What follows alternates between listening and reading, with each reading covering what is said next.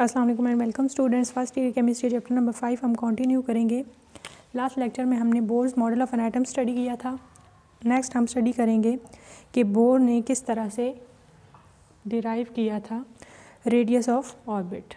उसने ये तो कहा था कि ऑर्बिट्स जो हैं वो क्वांटाइज्ड होते हैं, हर एक ऑर्बिट की अपनी एनर्जी होती है। फिर उसने डिराइव किया था एक्सप्रेशन फॉर रेडियस।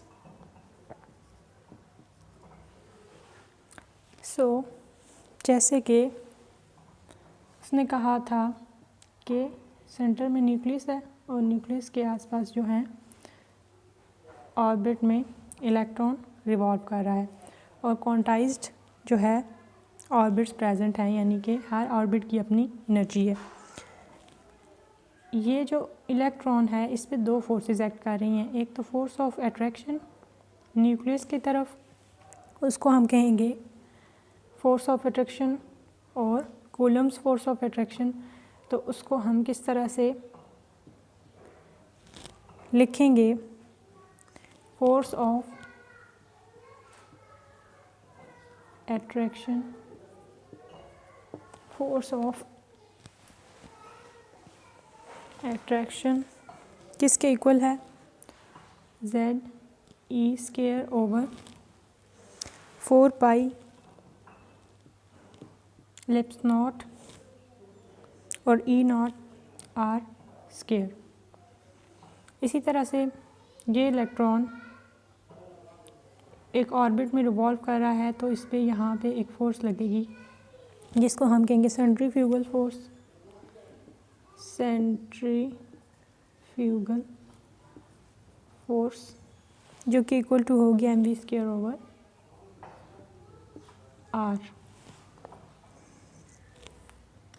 अब इलेक्ट्रॉन जो है वो इस ऑर्बिट में ही रिवॉल्व क्यों करता है? वो यहाँ से न्यूक्लियस में भी फॉल कर सकता है, जो कि डिफेक्ट भी था कौन से मॉडल में, जो हमने लास्ट मॉडल स्टडी किया था, रदरफोर्ड मॉडल। लेकिन ये क्यों नहीं इसमें न्यूक्लियस में फॉल करता और ना ही ये ऑर्बिट से बाहर जाता है ना ऑर्बिट से इधर आता है? क्योंकि इस पे दो जो फोर्सेस लग रही हैं ये एक दूसरे को बैलेंस करती हैं और इसको यहाँ पे पोजीशन में रहने में हेल्प करती हैं। ये दोनों फोर्सेस जो हैं इक्वल हो जाती हैं। mPr = Z(E²/4 pi ellipse not r²। Centrifugal force, force of attraction, ये दोनों हो गए इक्वल। अब इसमें कुछ जो है आप देख लें, ऐसी चीज़ें हैं जो आपको लग रही होंगी कि ये किस तरह से हमने डिराइव किया है। तो अगर आप ये देखें, Z से रिप्रेजेंट करेंगे आप प्रोटॉन को। प्रोटॉन के ऊपर चार्ज क्या होता है? E+, मतलब पॉजिटिव चार्ज होता है। इलेक्ट्रॉन के ऊपर नेगेटिव चार्ज होता है over 4 pi ellipse not r²। तो ये दो हमारे पास चार्जेस हैं, तो चार्जेस का स्केयर लेके हम इसको इस फॉर्म में लिख सकते हैं।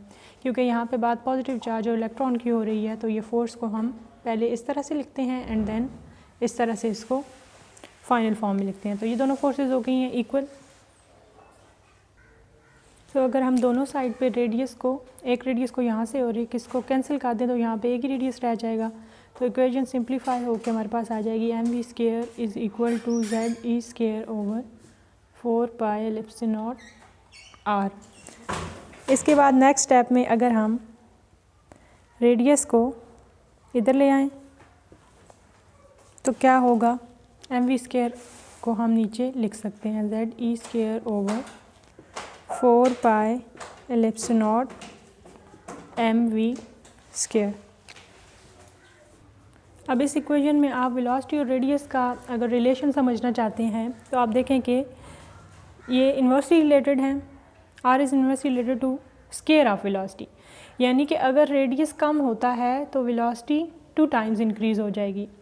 इसी तरह से अगर रेडियस ज़्यादा होता है तो वेलोसिटी 2 टाइम्स डिक्रीज़ हो जाएगी। फॉर एग्ज़ाम्पल फर्स्ट ऑर्बिट में अगर इलेक्ट्रॉन मूव कर रहा है, क्योंकि रेडियस जो है वो आप देखें कम है और आउटर मोस्ट का और भी ज़्यादा हो जाएगा, तो वेलोसिटी जहाँ पे मूव करने वाले इलेक्ट्रॉन की ज़्यादा होगी और ज़्यादा रेडियस वाले ऑर्बिट में मूव करने वाले इलेक्ट्रॉन की वेलोसिटी होगी कम।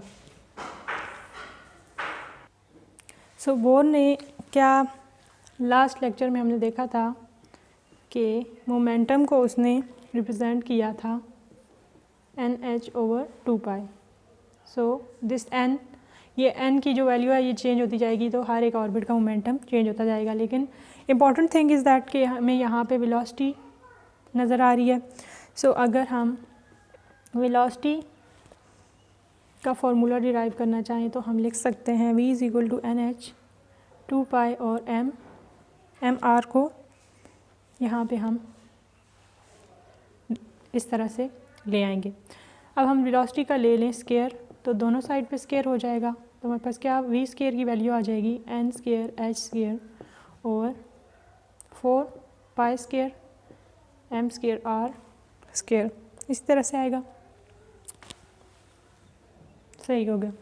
उसके बाद आपने क्या करना है कि वही वाला जो फार्मूला था हमने जो अभी थोड़ी देर पहले सिंप्लीफाई किया है कंपैरिजन से, कूलम्ब्स फोर्स और सेंट्रीफ्यूगल फोर्स के कंपैरिजन से, वो फार्मूला अगर आप देखें तो इसमें हमारे पास एक्सप्रेशन है v² का, क्योंकि हम सिंप्लीफाई कर रहे हैं, हमें रेडियस का फार्मूला सिंपल फॉर्म में चाहिए।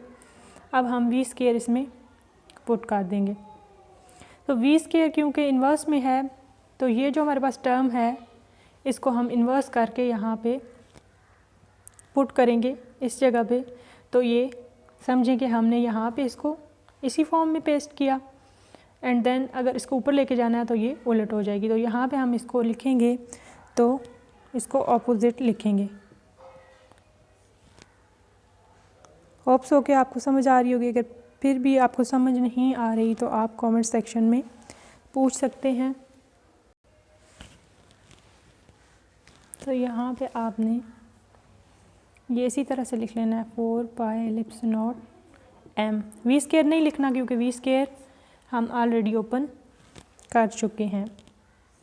तो v² की क्या वैल्यू है, ऊपर आ जाएगा 4π² m² r² और n² h² जो है नीचे आ जाएगा। आपको इस बात की समझ आ गई होगी कि v² क्योंकि इन्वर्स में है, तो जब कोई वैल्यू इन्वर्स में होती है तो उसके इक्वल जो भी एक्सप्रेशन होता है उसको अगर हम ऊपर लिखते हैं तो इस तरह से नीचे वाली वैल्यू को ऊपर ले जाते हैं और ऊपर वाली वैल्यू को नीचे ले आते हैं। तो इस तरह से हमने यहाँ पे इसको पुट कर दिया है। इक्वेशन को सिंप्लीफाई करेंगे तो हमारे पास आ जाएगा r = ellipse not n² h² over pi m v z²। तो अगर z हमारे पास एटॉमिक नंबर हाइड्रोजन का हो दैट इज़ 1, अगर 1 की यहाँ पे वैल्यू पुट करें तो z ख़त्म हो जाएगा। तो हमारे पास सिंप्लीफाई होके क्या आ जाएगी equation, ellipse not n² h² over pi m e²। तो यहाँ पे अगर n² को बाहर निकाल लें तो बाकी सारे जितने भी हमारे पास यहाँ पे h है, एलिप्स नॉट है, पाई है, ये सारे जो कॉन्स्टेंट्स हैं, तो n² को हम अलग कर सकते हैं। हमारे पास जो फाइनल फॉर्म आ जाएगी रेडियस की वो होगी इज़ इक्वल टू यहाँ पे कांस्टेंट n², और अगर इन सारे कांस्टेंट्स की वैल्यू जो है हम कैलकुलेट करें तो वो आती है 0.529 एंगस्ट्रॉम। सो जो फर्स्ट ऑर्बिट का रेडियस होगा यहाँ पे 1 का स्क्वायर लगाएंगे तो हमारे पास ये वैल्यू आ जाएगी फर्स्ट ऑर्बिट के रेडियस की, यानी कि जैसे जैसे रेडियस ऑर्बिट बढ़ते जाएंगे रेडियस जो है बढ़ता जाएगा। अब सेकंड ऑर्बिट के लिए क्या होगा, ठीक 2 का स्क्वायर लेंगे तो 4 टाइम्स इंक्रीज़ हो जाएगा। इसी तरह से 3 का स्क्वायर लेंगे थर्ड ऑर्बिट के लिए तो 9 times greater than first orbit हो जाएगा। So this was all related to Bohr's derivation of radius of an orbit. So next lecture में हम एनर्जी की डेरिवेशन स्टडी करेंगे कि हम एनर्जी किस तरह से डिफरेंट ऑर्बिट्स की कैलकुलेट कर सकते हैं। अगर आपको कोई भी चीज़ समझ नहीं आई कमेंट सेक्शन में पूछ सकते हैं। और ये वीडियो आपने फ़र्स्ट टाइम देखी है, चैनल पर आप नए हैं तो चैनल को ज़रूर सब्सक्राइब करें, बेल आइकन को क्लिक करें ताकि आने वाली तमाम वीडियोस की नोटिफिकेशंस बवक्त आप तक पहुंचती रहे और तमाम केमिस्ट्री के इंटरेस्टिंग लेक्चर से आप फ़ायदा उठा सकें। Thanks for watching the video.